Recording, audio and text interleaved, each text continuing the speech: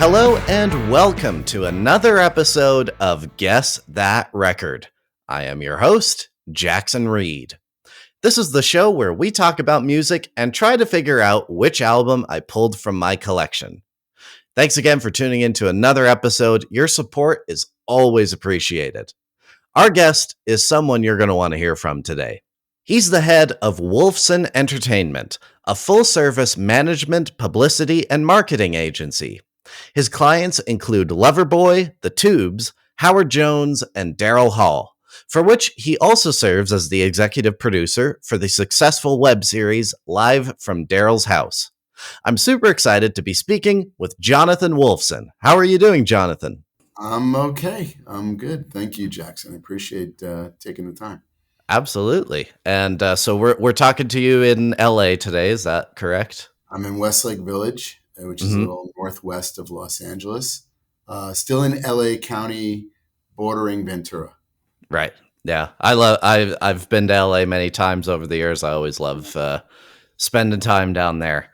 It's a vast suburb, I mean, it's like, the difference between Pasadena and where I live, which are both considered LA County, it could be an hour and a half of traffic. Absolutely. Yeah. And going down the street to Gelson's is an hour and a half of traffic because it's Los Angeles. Yeah. It's the only place I've been where it's like 11 o'clock at night and you're in a full-on traffic jam, which is you never know when there's going to be traffic, and it just seems to be ubiquitous, and it's just obviously it's getting worse. But what are you going to do? Every place has its advantages and disadvantages. I know you're from Calgary. I've been to Calgary in the winter, and it can be very cold. And I've been there at Stampede, as a matter of fact, right, with Loverboy, and it was very hot that time. But beautiful city, though. Gorgeous. Yeah, absolutely. It's kind of cool, actually, because another thing we were just talking about, we have a mutual connection with David Page, who, of course, has been on this podcast before. What's your connection with David? I've known David for decades. My wife and I are very good friends with his wife, Lorraine, and David. We've known them for like 20 plus years. I actually worked with Toto when I was doing publicity. I worked on an album called Falling in Between. And so I know Luke and David very well. Just an incredible musician. All of them actually are just, I don't have to tell you about Toto. They're just, every one of them is a monster, like they're just, and collectively they're incredible as well. But even autonomously, it's hard to, take a 10-year span between, or even like a 15-year span between mid 70s and to, let's just say 90. And they're pretty much on every song that matters. Oh yeah. Yeah. Including their own, So I did publicity for that band years back, maintained relationships with both Luke and Paige, but very, very close to David on a personal level. And I love those guys, Yeah. I'm glad that they're finally getting the respect they've always deserved, And I just feel like so many bands, that were not embraced by the critics back in the day when they were, at the height of ubiquity, when they first came out, when, some critic at Rolling Stone may have given them a bad review or whatever. This is like a theme with a lot of these groups, whereas, the gatekeepers these days are essentially gone. With the advent of the internet, people will be judge and jury as to what they like and what they don't like. And obviously with the success of, a band like Toto, the music is speaking for itself. They don't need a critic from Rolling Stone telling them that this is good and this is not good. And I think the same has happened with a lot of the bands that I've worked with over the years. They're they're sort of getting their due. It was like the internet almost helped them, in a way where, it really leveled the playing field, you know, and there are no more filters anymore, which could present also another problem, though, because it's good that there aren't really many filters that everybody can decide what they like and what they don't like. But then not having any filters is sort of like being in an ocean, being in a canoe in an ocean or something. It's like, Mm-hmm. you know, Yeah. where's your trusted source, or how do you find this out? But Yeah. you know, just not to harp too much about those guys, but I'm glad that I feel like there's a resurgence with them. I agree. I agree. Yeah. I saw them play. They played here in Calgary last Yeah. year with Journey. Oh yeah, sure, of course. And yeah, it was a great show, and they've been really good to myself and the podcast. So yeah, it's Yeah, a good group of guys for sure. And unbelievable. yeah, Yeah. and it's great to have you on the podcast today, because you're actually the first manager that we've ever had on the Oh, podcast. So I'm so I'm sorry. Well, it's only up from oh, here, so you guys you started at the bottom, which is good. well, I mean, you've got a pretty impressive career, so I'm excited to be speaking with you and Thanks. learning Yeah. sort of about what you do. It's And okay. yeah, Somehow I just fumble my way through, I mean, mm, I started primarily as a publicist, right. in 1995, working for Lee Solters, who was this legendary character who handled Barbra Streisand for 33 years and Frank Sinatra for Yep. decades, and Michael Jackson, which Toto worked on, of course. Hmm. And he was a tough cookie, but he really was sort of a rabbi in terms of like, no, this is how the business really is. And it wasn't like he took a moment to sort of educate me. I had to like dodge the staplers that were being thrown at me for, goofing up on something, So it was a different time, and I definitely learned a lot from him.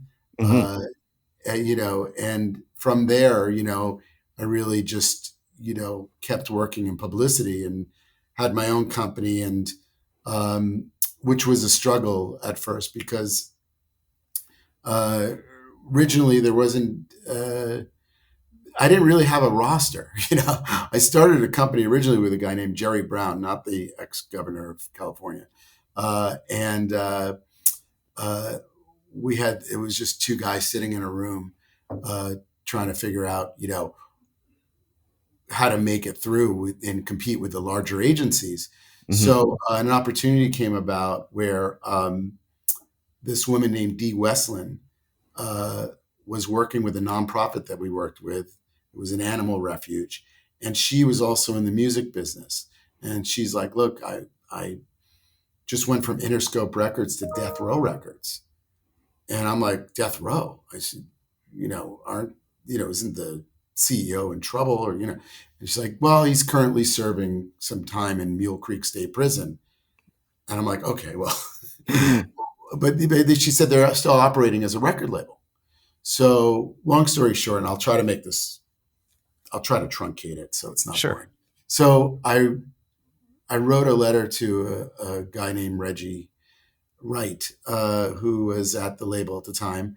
And I just said, "Hey, I'm a publicist in Los Angeles, and uh, I know that, Suge Knight is up in prison and he's going to be released quite soon. And you have all these releases and you have no in-house publicity situation. And upon release, there's going to be a lot of opportunity to capitalize on the publicity that will be generated just upon its release. Why don't you just tie in, some records that you're working, whether it's the Dog Pound or some other artists, or even a posthumous Tupac record?" And so I wrote this letter, and they called me in.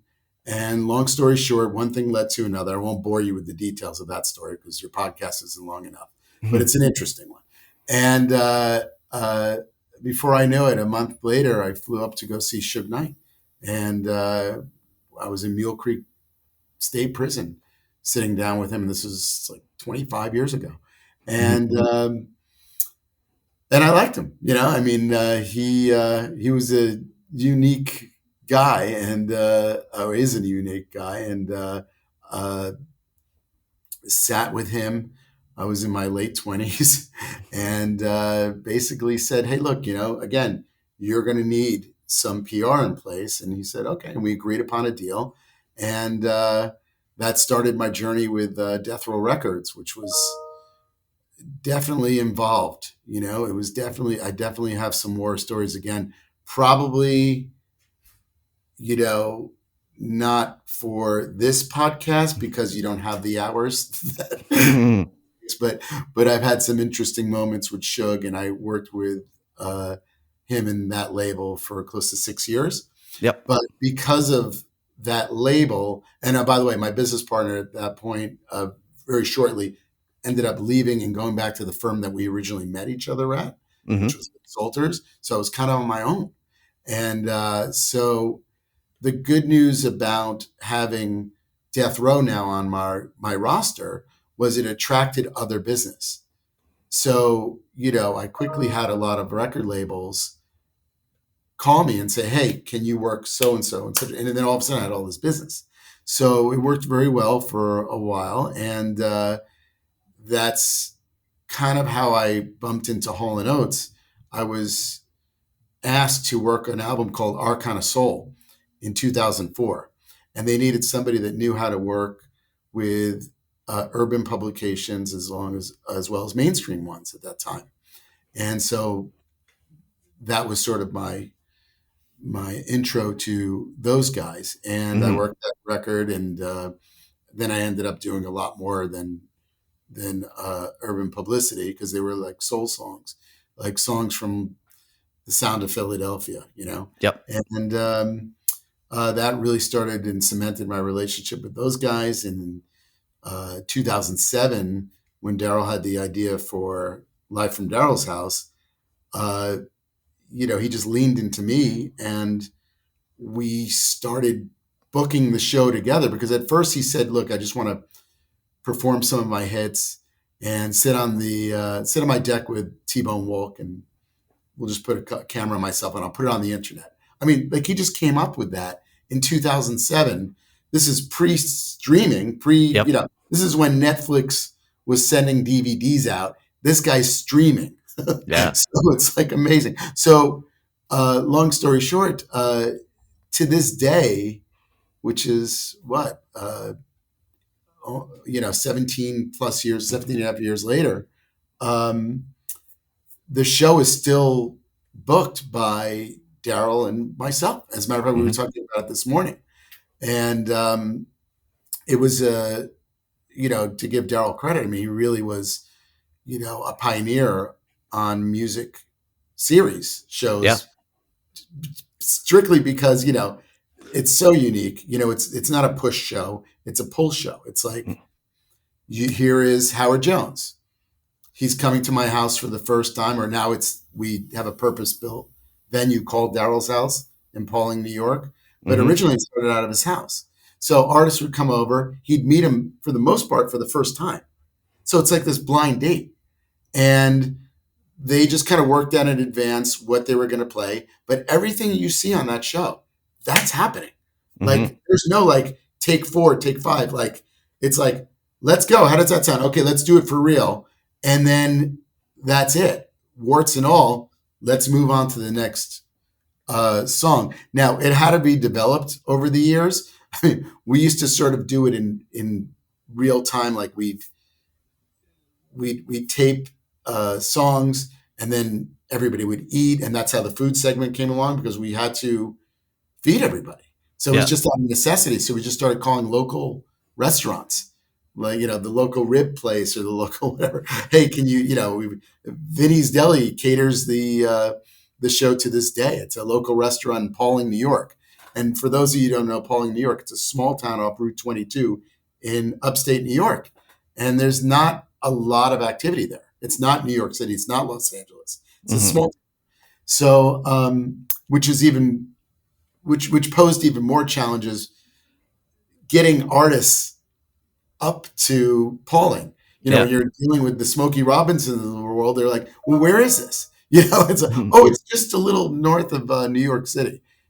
So we've been able to get 90 episodes to date done, and we've had, I mean, I can't even name them all. From you could probably name them all, but just this past season, we've had Howard Jones, uh, Glenn Tilbrook, who is going on tour with Daryl this year. Uh, uh, we had Robert Fripp, who actually is a long-term relationship. Yeah, with Has a Daryl. long-term relationship with Daryl, obviously, since Sacred Songs and the work that they did together in the 70s. But for the most part, even with Howard and Glenn, those are two artists that Daryl had never met before. Well, we did have Glenn with Squeeze open for Hall & Oates in 2020, and then COVID happened, and we resumed. We had our last date in Madison Square Garden on February 28th, 2020. COVID happened. Yep. Resumed the tour in August of 21. So it was like a year and a half went by, and we just started the tour again. So that's crazy. So that's when those guys really first met. But for the most part, these are artists. I mean, and then there's a lot of artists that aren't heritage artists. We just had, Andy Grammer on. Daryl never met him before. And look, I remember booking Chromeo on the show like 15 years ago and trying to explain to Daryl, I'm like, yeah, this is an electro funk like dance group from Canada, and the episode went so well that I got a call from Bonnaroo saying, we want this on stage. So there's Daryl and Chromeo playing I Can't Go For That in front of like thousands and thousands of kids throwing glow sticks at his head, by the way, while playing a set at the midnight show in Bonnaroo. So like all sorts of things have stemmed from that show. But anyway, just not to digress. So I started booking the show. We had it on the internet for a while. We attempted syndicated TV. It bombed. Still remained online. And then I called a guy named Rick Krim, who was running VH1 at the time. And I said, look, I know you have already passed on the show because everybody passed on the show. Daryl and I sat in front of like 15 different networks and every one of them passed. So we just kept it online. So Rick said, hey, look, it's not for VH1 right now, but we were more into the reality shows, but we were starting a new digital channel called Palladia. Call this guy Ben Zurier. So immediately I called Ben and we cut a deal where we licensed shows to him, and it took off. And Palladia became MTV Live, and then we ended up actually airing on VH1 as well. So the thing started, once it went on broadcast, it just reached a broader appeal, but it's always been an internet show. So anyway, long story short, the show is still, the series is still happening right now, and we're just on YouTube. So just Google Daryl Hall on YouTube and you'll see, all those episodes there. And it's just sort of the natural evolution of the show is just to come back to the online sphere. But when we were first starting out, there was no YouTube to put it on. Yeah. So, it's done quite well. And I feel like it's helped Daryl Hall definitely, be shown in a light that, the only thing really people knew about the visual of Daryl Hall was what they saw in concert, or if you were growing up in the MTV era, which I'm a Gen Xer, you saw the videos. But Daryl's house really exposed how incredibly talented he is and how diverse and multi-talented, his skills are. I mean, for him to go to every different genre and just easily navigate through that's very specifically Daryl Hall. Like, you could replicate the format of the show, but you wouldn't have him. Yeah, so for sure. So there's that. Yeah. So anyway, so publicity into management.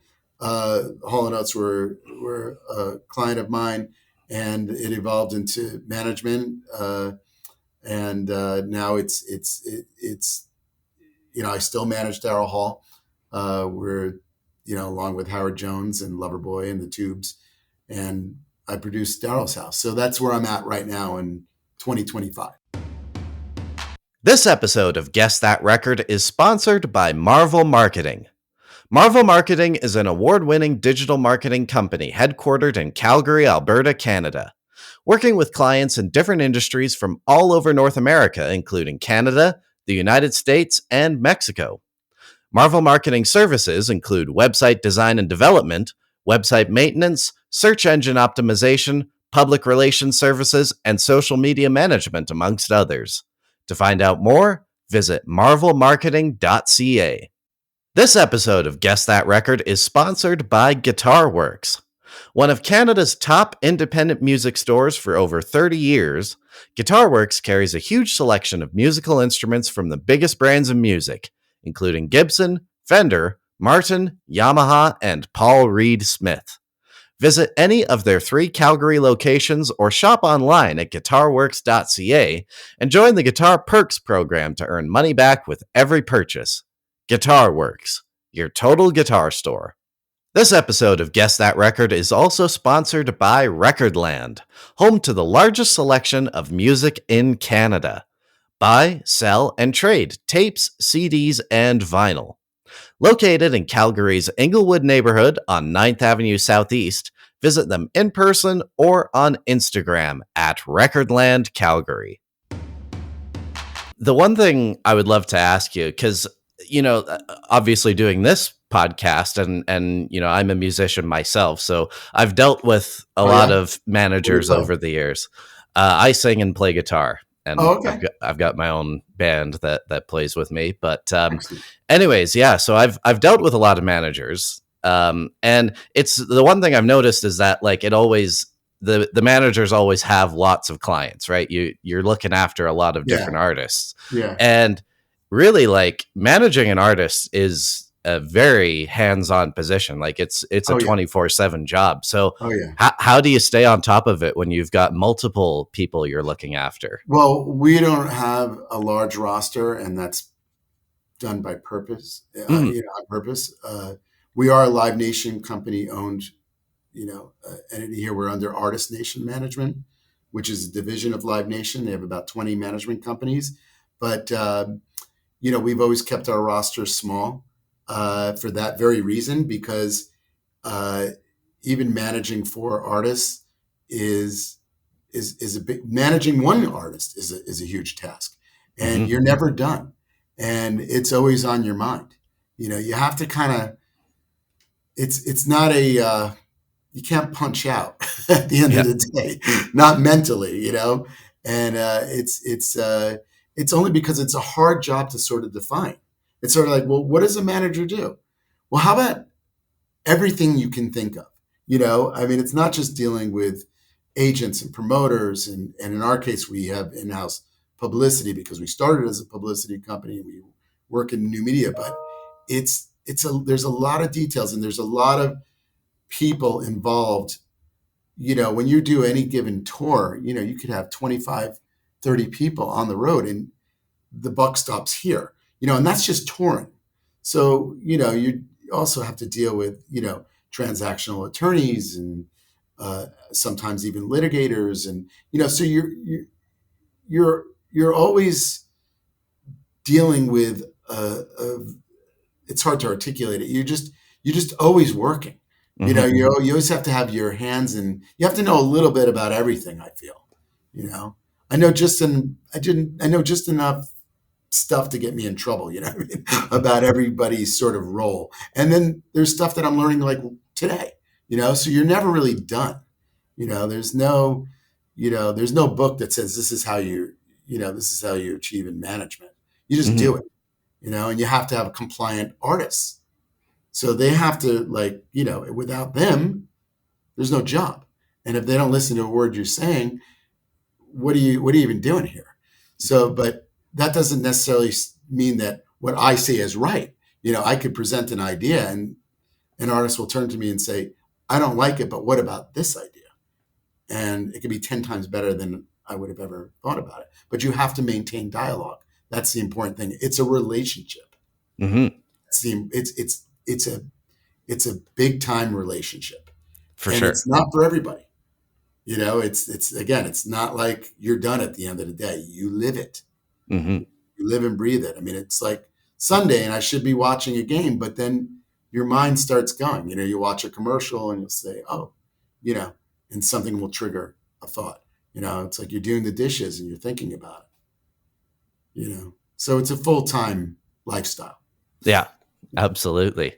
And yeah, so you're basically like, you're not totally focused on one thing, right? Like you're worried about, if there's a new album coming out, like Yeah. collaborating with the label, or if you're on tour, collaborating with the agent. You're kind of doing everything, right? Yeah, you're doing everything, but worry is the key word. I mean, just you hit the mark on that one. Not just because I'm Jewish, but worry is we worry anyway.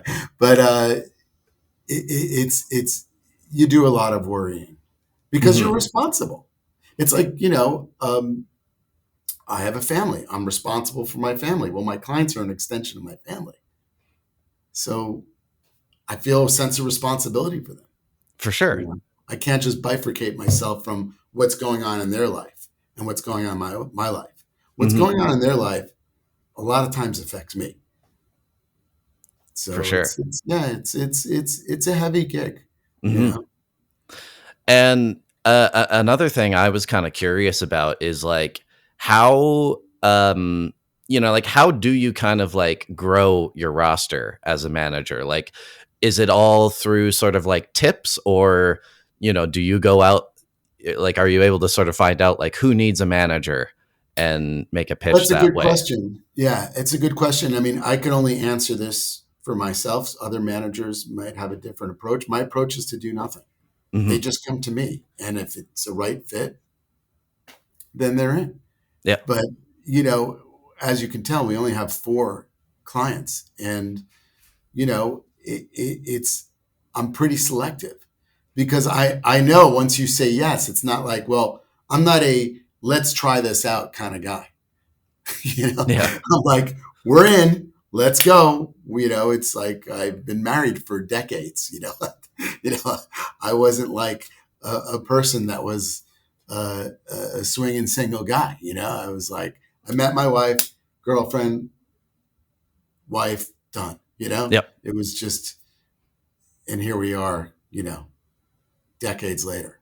So I'm definitely a loyal person, but am I out there like schmoozing, the scene? No. I mean, I do have to go to some events, but I'm never, my mind isn't like, oh, I need to pick up a new client. It's not there. I'm just so involved in what I've got right now that it's hard to think about the next one. When I did publicity, it was a little different. I was able to spread myself a little bit thinner, and I took a lot of meetings to get potential clients. But management is just, you're all in. It's like the analogy would be publicity for me was a series of dates. Sometimes I dated for 3 months with a client. Sometimes it was 3 years. Management's like marriage. You're in. It's I mean, that's just my own. Other managers are completely different. Yeah, for sure. And like, what's kind of like your, I guess, and obviously, it's going to be completely different on a day-to-day basis, but like kind of your routine at work, like, do you have to go on the road like when your artists are on tour, or is it all mostly remote these days? Like what does that look like? Good question. So my routine is I am very Monday through Friday with the office. I try to, get here by 8:30 a.m. Pacific, no later. I try to establish normal hours with my clients.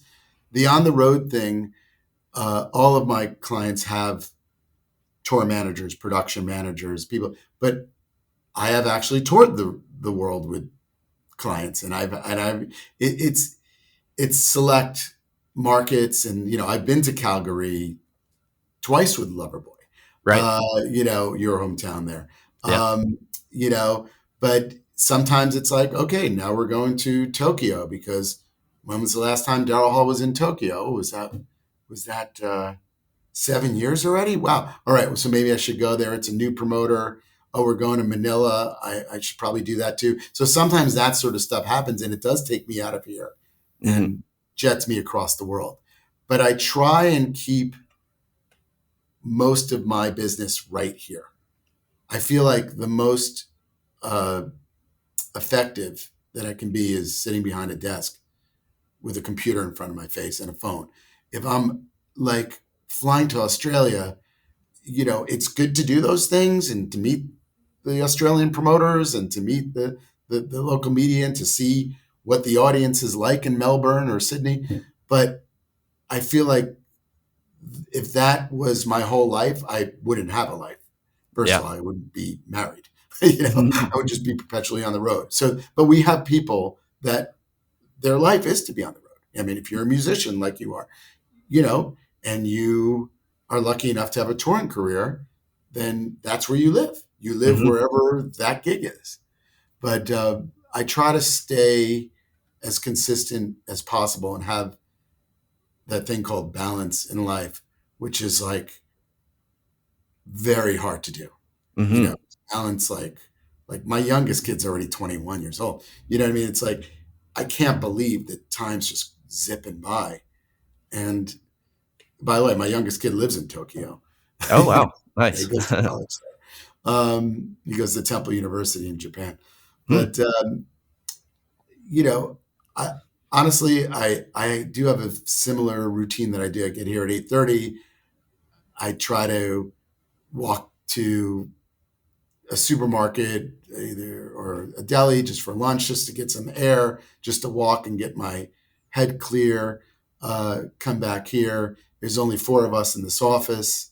We communicate really well. I just walk up and down the hallway.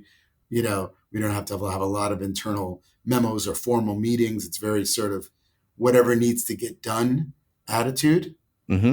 here. So that's sort of how I operate. Now that may be completely different. You could interview another three managers and everybody can have a different approach to it. For This sure. is just my approach. It's not something I mapped out. It's just what works for me. Yeah. Yeah. Absolutely. Yeah. And to sort of wrap things up, I would love to know this because I always like to ask my guests this question. But do you remember the first song or the first album that like really got you interested in music? Yes, I do. Hmm. The first 45 I've ever owned that I like asked my father to take me to Sam Goody to buy was Leo Sayers' "You Make Me Feel Like Dancing." Nice. Yeah. I was a little kid. It was Yeah. 1977, Yeah. And by the way, just knowing a guy like Ray Parker, who I know personally is a friend of mine, I had no idea that like it was co-written by him, and he, that's another story, but that's his story to tell, not mine. But uh, and I've met Leo and spoken to Leo and had and I said, you were actually the first record I ever had. But yes, I do remember that moment, and I've always been a music fan. By the way, Mhm. I think I didn't just. It's not like I said I'm going to make a lot of money and go into the music industry. That's what like financial people go into. Merrill Lynch to do that sort of stuff or whatever. Whatever you do to make money. I think a lot of people go into this business because they love the art, Mhm. and it's you go in loving the art, and then you have to understand and get an appreciation and learn how to navigate with the artists, because Mhm. there's the art and the artists, and that's a whole other skill set that you have to learn, you have to develop, that I'm still learning every day. Yeah. So yeah, I think a lot of people in this business really are fans themselves.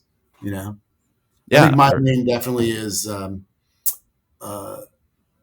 one of the past. I think I'm just in terms of like music genres or I definitely love music from the 70s, 80s, 90s. I mean, I think that's really my lane. I mean, I grew up loving the Beatles and I grew up loving Zeppelin. And granted, those are more 60s acts, but also Billy Joel and obviously Hall and Oates and Mhm. um, obviously I say obviously Hall and Oates. I didn't even tell you Hall and Oates was my second concert I ever saw. Oh, wow. 1984. My Right. first one was Air Supply, by the way. Oh, But yeah. yeah, and I think my third one was Rod Stewart. But Mm. and then I got into like bands like Rush, and just went in a completely different direction. Canadian, I love Rush. Yep. and gotta love Rush. Come Yeah. on, Yeah. best power trio ever. Yeah. But so like I've got kind of an eclectic, and hip hop too. Yeah. But again, I think it's not necessarily the genre; it's more of the time period for me. You Hmm. know, and I just like working with heritage artists too. They have fun stories. Yeah. Like they lived through a time when the world was different, and just to hear things from their perspective, and also you learn from people that are have some scars on them and have weathered some storms. And you know I'm not saying I can't learn from people that are younger than me. That's a whole other type of learning. I do that too. That's what Hmm. kids are for. But my artists actually, I think they've actually taught me as much as I've taught them, Yeah. or maybe even more, to be honest with you. Yeah, for So sure. so I feel like I actually inch out a little bit higher, and because it's, I've worked with some iconic artists, and very grateful for that. You Hmm. know, very I lucky guy. I also I just thought of this before wrapping up. I just realized that another past guest that we've had on the show actually has previously worked with Hall and Oates before. Oh yeah, who's Um, that? Chuck Berge, who is the drummer for Billy Joel. Oh, We had Chuck on the show twice. I oh, interviewed him remotely, and then Billy's team invited us down to Seattle, and we interviewed Chuck before their show there last year. But yeah, he played on the Voices album. So oh, he did the drums on "You um, Lost That Lovin' Feelin'," and then I think he did like one song on "Private Eyes," and then they went their separate ways after that. okay. So But yeah, and but drums with Billy. I mean, mhm, Billy Joel's another. I mean, look, you can't grow up in the tri-state area yeah, without having Billy Joel in your. It's like he becomes part of your DNA almost. mhm, It's like, who needs a house out in Hackensack? Do you know where Hackensack, New Jersey is? I do. I grew up near there, right, So it's like, just those lyrics alone are so regional. mhm, And I think that's why he appeals to that dense New York tri-state area base, because he talks about it, for so sure, it's just, again, it's, whereas like, Bruce Springsteen would talk about New Jersey, or, mhm, or even Bon Jovi, it's fun when, even now listening to songs from artists, you pick up different things. I'm like, oh yeah, they're talking about a place that I grew up right near, or near, so it's the Billy thing is interesting that way. That's why yeah, he can do so many, uh, he's got I mean, how many concerts in Madison Square Madison Garden Square alone? Garden, yeah, You'll have hmm, to ask Dennis Arfa, who's a friend of mine, by the way, his agent since oh yeah, 1970. And who nice, also, by the way, his company, IAG, along with Pete Papalardo, the agent Daryl Hall, mm, the Tubes, Howard Jones, Loverboy.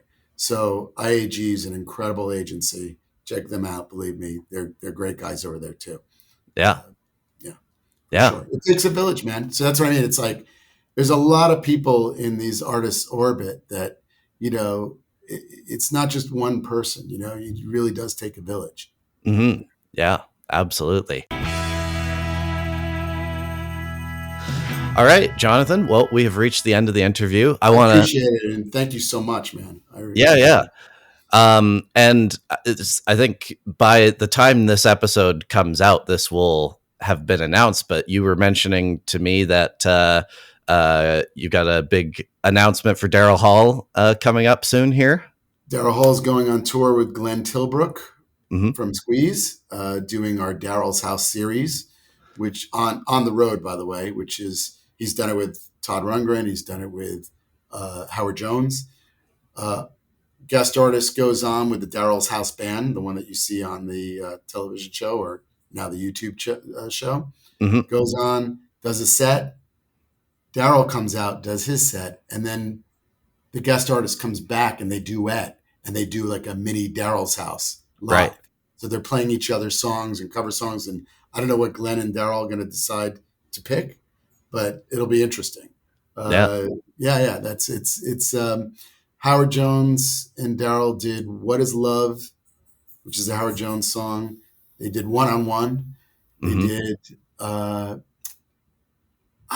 did a Teddy Pendergrass song, and I can't remember for the encore. And it's great. It gives the fans something unique and different every time he goes out on tours, and it sort of recreates the Daryl's House vibe, but live. Yeah. So it's the ultimate sort of payoff to tape something that, just came from an idea. Let's have so-and-so on the show. And then they do the show, they hit it off, and there they are on stage in front of thousands of people, sort of recreating it. It's crazy. Thanks for tuning in to another episode of Guess That Record. Make sure to leave a 5-star rating wherever you listen and tell your friends to check us out. I want to shout out our radio partners currently airing Guess That Record as a syndicated show. CKMS in Kitchener, Ontario, CKXU in Lethbridge, Alberta, and South Devon Sound in Kingsbridge, UK. So if you're in those markets, be sure to check those stations out to hear the show. If you're with a radio station and you'd be interested in adding Guess That Record to your programming, send us an email to guessthatrecordpodcast@gmail.com. We'd also appreciate it if you follow us on Instagram and TikTok, where our username on both platforms is @GuessThatRecord.